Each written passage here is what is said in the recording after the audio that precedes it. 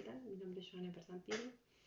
En la actualidad los procesos sociales se caracterizan por sus continuidades, es decir, que el tiempo lo colocamos nosotros simplemente para poder estudiarlos. La historia en sí agrupa hechos y acciones de los individuos, pero tenemos otros estudios como la sociología y las ciencias políticas en los cuales reproducen esquemas interpretativos y formas, pero son atemporales y sin datos reales sociales. Entonces, juntando la historia y dichos estudios, ambos se fortalecen. Como refiere Norbert Elias, el abordaje histórico de las instituciones donde se realizan las prácticas sociales es imprescindible, dado que las mismas duran mucho más que sus propios creadores. El individuo nace y crece dentro de un determinado contexto y no puede elegir, o sea, puede objetar, considerar inoportuno, pero siempre dentro del mismo ambiente en el que está condicionado. Entonces la familia, la escuela y el Estado mismo no son entes estáticos, sino que están conformados por grupos que están en constante interacción entre sí. Entonces las políticas educativas se tornan indisociables de otras áreas del conocimiento y necesitan de la historia para desarrollar su labor. Mediante este trabajo, la idea es viajar a través de mi árbol genealógico y observar y entender cómo los problemas histórico-políticos de la educación atravesaron mis generaciones antecesoras hasta llegar a mí. Soy nieta directa por parte paterna de abuelos italianos. Luego de la Segunda Guerra Mundial, mi abuelo paterno, junto con su segunda mujer y sus 3 hijos, migran hacia Argentina. Lo mismo hizo mi abuela paterna en ese momento con su primer marido y luego tuvo a su hija aquí en Argentina. Luego de que enviudaran ambos, se conocieron y nació mi papá, José, que fue el único hijo de ese matrimonio y argentino. Mi abuela paterna era analfabeta, no sabía leer, no sabía escribir y así viajó desde Italia hacia acá. Mi abuelo solo le habían enseñado a leer y escribir, creo que él lo que era hasta un segundo o tercer grado, algo así en Italia, y trabajaba acá como maestro mayor de obra. Para ese entonces se habían ubicado en un barrio de Gran Buenos Aires, en Los Mirador, en una zona fabril, donde las familias iban realizando sus hogares, iban adquiriendo sus hogares alrededor de los sitios de trabajo.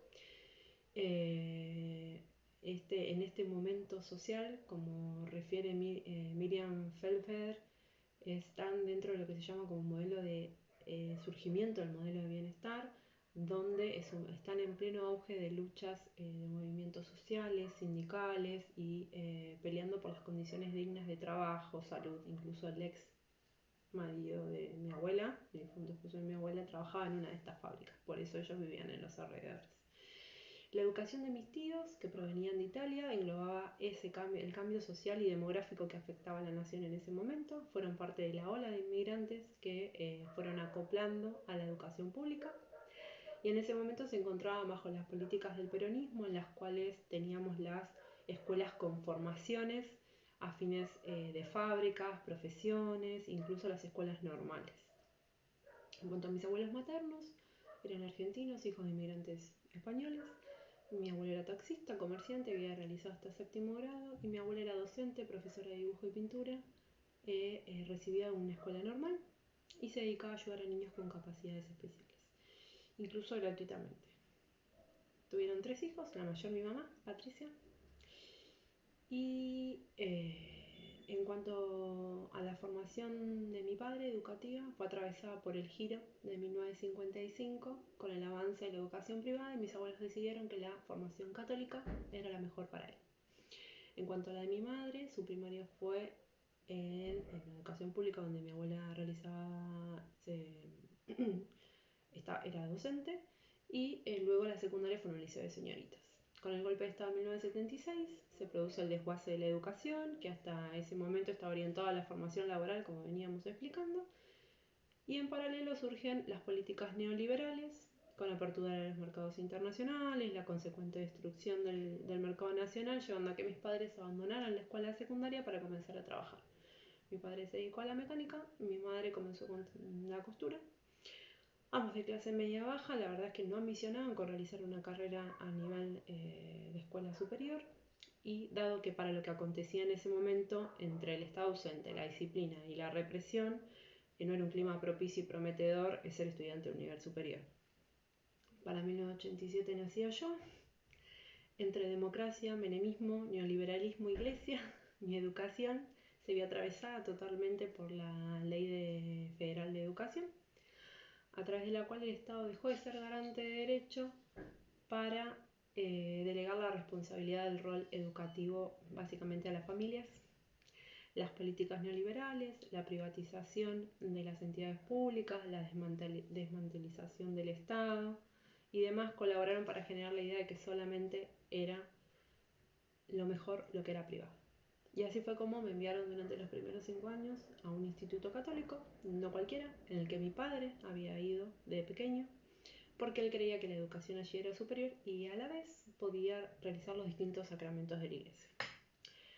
Con el índice del aumento de la pobreza, la mercantilización que habíamos dicho del Estado y la realidad económica de ese momento, mis padres no pudieron solventar más la cuota del colegio y me pasaron a un colegio, a una primaria en realidad pública, que se encontraba cerca de casa. Con todo este cambio de la ley, la realidad es que la primaria llegaba hasta lo que era séptimo grado. Por ende, una vez terminado séptimo grado, articulaba con una secundaria que se encontraba dentro de un asentamiento, el cual mis padres no querían que vaya, y tuve que hacer toda una serie de trámites, papeleríos y certificaciones para poder ingresar en San Justo a una escuela normal de prestigio, digamos, una escuela pública normal, de enseñanza normal. Bueno, el ingreso y la nivelación fue muy dura, pero la educación era excelente, y sí, era pública. Allí tuve que cursar el famoso EGB para realizar un octavo y noveno general y luego volver a reconfigurar los grupos en lo que se entendía la orientación del bachillerato que cada uno quería, en mi caso naturales. Dicho bachillerato estaba orientado a tener las materias abocadas a lo que ya estaba instalado como el curso básico de ingreso para las universidades, y se suponía que con las materias que teníamos dentro de los últimos años podíamos llegar nivelados o bien encaminados a lo que era el curso básico para el ingreso a la facultad. Al finalizar la secundaria, entonces, para la sociedad se supone que yo estaba lista y preparada para estudiar y realizar el CBC. En mi caso, comencé mi camino atrás del CBC de medicina a partir del 2005. Iba a Ciudad Universitaria, de lunes a sábados, todos los días, viajando en colectivo desde zona oeste a Núñez, con el objetivo de terminar en 7 años. Supuse, y 7 años es muy largo. Nada, desde que comenzó el CBC hasta que me recibí en el 2018, y no de médica, sino de licenciada en obstetricia, me pasaron 1000 cosas, a nivel personal, individual, familiar, laboral, país y como sociedad, supongo. Mi conclusión es que claramente la ciudadanía se construye íntegramente a través de los derechos y no pueden presentarse aislados, como leímos a través de un montón de autores. Somos nuestros antepasados, somos la sumatoria de sus vivencias, sus luchas ganadas, somos sujetos de derechos. En mi caso, la educación fue la herramienta más poderosa que tuve.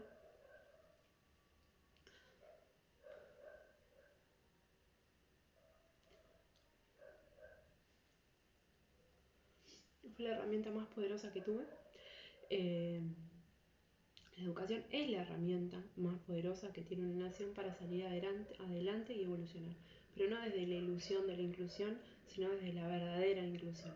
Y como refiere Miriam Felbeder, el derecho a la educación como derecho social, ¿sí? El derecho a la formación, pero no a tratar de formar y desarrollar competencias y capacidades a medida del servicio del mercado, sino como herramienta, como elemento, como conocimiento, como posibilidad para generar un pensamiento autónomo, un proyecto de vida, porque al fin y al cabo nadie nos va a quitar la capacidad de pensar y proyectar por sí mismos. Yo creo que esa es la parte más importante que tiene la educación. Realizar el árbol genealógico no me fue fácil.